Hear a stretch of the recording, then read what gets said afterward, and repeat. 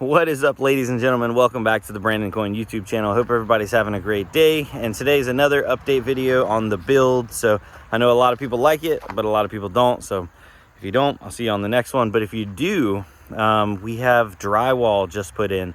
They actually just put the drywall in after I passed my rough-in electrical and plumbing inspections. And then they came and mudded the drywall, taped, and put the like metal covers over some of the crucial areas, like the joints. But they're coming back, I think he said tomorrow, to sand it. So I figured I'd take you guys along with me and show you what's going on. So let me flip this around. All right, so I'm gonna start from the beginning because a lot of people, they're coming in halfway through the build series and they're just, they don't know what's going on. This is a 33 by 60 foot metal building. And the idea was me and my wife sell our old house, capitalize on some of that profit, and also the profit that we made from mining over the last bull market that we just had. Now, obviously nobody's making any money mining now, but and then build a house out of pocket, or build a shop house out of pocket. We have 7 acres and we're biased to the right side of our property. So later on we wanted to make a road that goes up, and then years and years from now, maybe 5, 10 plus years, who knows, but we could build our dream home over there. In the meantime, we'd have a paid off, very usable, decent sized shop home. So basically this is my dream, and then my wife's dream is later on, because we imagine things are not going to be great in the economy. So having a paid off living situation would be a big advantage, you know what I mean? So yeah, on the outside, a lot of people are like, oh, you're gonna dress it up or whatever. We just went with gray walls, black trim, black gutters, nothing else. Everything else is pretty much run of the mill. I want it industrial looking. All this is gonna be gravel. I want all this to be usable space so you can drive all the way around. It's gonna be gravel all the way through there, turn around and gravel all through here, and then all down the driveway. Eventually, if times are good, I'd love to pave this or concrete it, but I don't see that happening anytime soon. My septic field is over there on the far side, past where that big yellow excavator is. All that is going to be seeded in grass, so that way I don't risk people driving on it, stay off the grass. But I did want a wraparound driveway. So from where the bucket is over, all that's going to be driveway, and all this is driveway. I'll show you about that. That's for another video. But let's go inside and check out the progress. Dun, dun, dun. All right, so this is the garage area, and I'm going to use it as a garage area. The only caveat is I'm going to put a desk in the corner. That's going to be my little office / streaming setup. That's where YouTube is going to move to. And then over here, we put our washer and dryer out here in the garage. So that's where the hookups are right there. And that's going to be nice because it'll be out of our living space. Over here, I was planning on building like a small cabinet where I could put my miners and stuff in, but my dad ended up letting me just have the space down there in his shop, which is about a mile down the road, because he's not using it. So there's really no need and there's no rush for me to expand out any extra space for mining. I'm gonna bring a couple rigs up here just to help heat in the wintertime, but right now nothing's really making any money, so it's kind of like a waiting game. Other than that, I've gone back and forth about if I want to put like a small lift in here. The top of the ceiling is right at 15 feet, but then it comes down and I only have about 14 feet of usable space. So I was looking, I could do like a 6-foot car lift right here in the middle and put my Mustang on that and leave it up in the air. And I think that would be pretty cool. That way I could still use some of the space. Or I could just leave it parked in the middle for now. Like I don't have to do anything, obviously. Now going in, a couple people were asking me, why didn't I drywall this? And I consider this, for the living space, this is like an exterior wall. So I'm gonna insulate these walls too. And then I'm going to be putting most likely vinyl siding on them. So like plywood and then vinyl siding. Because I almost want it to look like you walk into the garage and then you're walking into the house. Like this is exterior, but it's really interior. As you saw in my last video, I got the electrical all set up. So that'll be ready for doing all the final stuff and putting breakers in the future. But yeah, so here's the drywall. So starting off right here, you come in, You come to the right. This is the kids / guest bathroom. Nothing special, drop-in tub, single sink, and then there's the toilet right there. All green board, so that should be good. First kid's bedroom. Sorry about that. Little tiny closet. Oh man, the echo in here. We did go with 9-foot ceilings. We did all can lights, and this is the living room area. We're thinking maybe like a L couch right here, mount a TV right there. Inside of these walls, I did put soundproofing insulation, so that way the kids' rooms are extra insulated.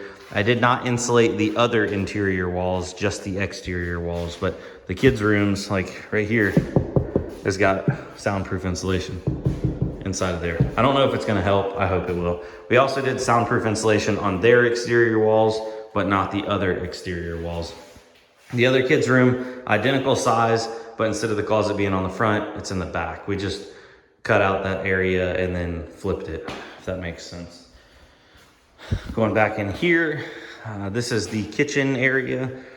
You can see where everything's kind of laid out. Dishwasher, sink, blah, blah, blah, stove, Lazy Susan, cabinets, refrigerator. So nice little like U-shaped kitchen. There's the outside. That's gonna be the septic field out there. Master bedroom, and we purposely held the master bedroom smaller. So the distance in between these windows is just a tad bit over what we would need for a queen size bed. We're gonna have a queen size bed in between those. This is my side, that's her side. Nightstand, and no other furniture is going in here. We're gonna hang a TV on the wall, but there's not gonna be any dresser or anything else. And that's because she wanted a big closet. So if you go into here, this is the bathroom, and then this is the closet. So the closet is actually, it's 6 foot wide by 13 feet long. So did 2 can lights in there. Should have plenty of room. We definitely won't need a dresser in the bedroom. The bathroom was just a touch bigger than the other bathroom. 2 sinks, toilet, and then a drop-in shower. Not getting super technical or anything. We're gonna have a vanity light and then a vent light combo in the top. But yeah, that's pretty much how the cookie crumbles, ladies and gentlemen. This is the door that my wife will probably be entering and exiting out of most of the time. So she would pull in, pull around, park right here, and then come in this door, which is like the living room area. So she doesn't have to be walking through the garage. I may be coming through the garage. I don't know. It's all just, I guess, what I want to do. But I know I need to put gravel on this because every time it rains, it gets all super muddy. But I've just been holding off until the equipment work's done. But I am super happy with it. I was really nervous because we had the metal framing and then we did our 2x4 framing. So it was gonna be these really deep, like, I don't know what they're called, like offset for the doors and the windows. And he was like, well, don't worry, we're gonna put like this metal trim pieces around all the edges so they don't get beat up as bad. And they did green board for these bottoms. So he's like, you know, if you accidentally leave a window open and gets a little bit of moisture on there, it's not the end of the world. Because at our old house, it was definitely not that thick, you know, or deep, or whatever you want to call it. So wham bam, thank you ma'am. Oh, let's go outside. This echo is killing me. We need some furniture. Oh, that's so much better. Whew. All right, well, let me flip this around because this video is almost over. Just had a couple little closing things to talk about. And yeah, hopefully you guys are enjoying it. A lot of people are asking me what I was doing up top. I only did plywood in the center section. So a 4x8 and a 4x8, and then run them all the way down. So that's just open and that's just open. I left it open so that way I could do some storage or that kind of thing. I'm not 100% sure exactly what's gonna happen, but something will happen up there.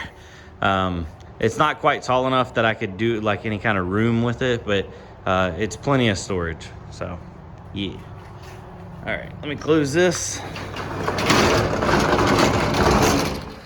And yeah, so I had been calling this the crypto mining house because we were kind of like designing it around, or designing it with, you know, a majority of funds that were made from mining, and like I was going to stay into mining.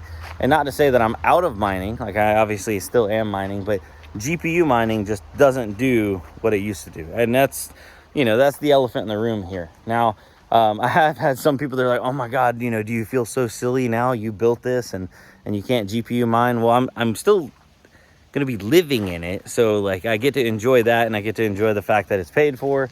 The living square footage is about 1,200 square feet, and the garage is about 700 square feet. So it is a step down in square footage from our last house, which was about 1,800 square feet. But I don't owe any money on it, so that's kind of like that's a big deal for me, at least. I know for other people they have no problem with that. And yeah, so I want to make sure I am set up in the right spot in case the economy does do something really bad. And you know, plan for the worst, hope for the best situation. So hopefully you guys are enjoying this, and I'm loving it.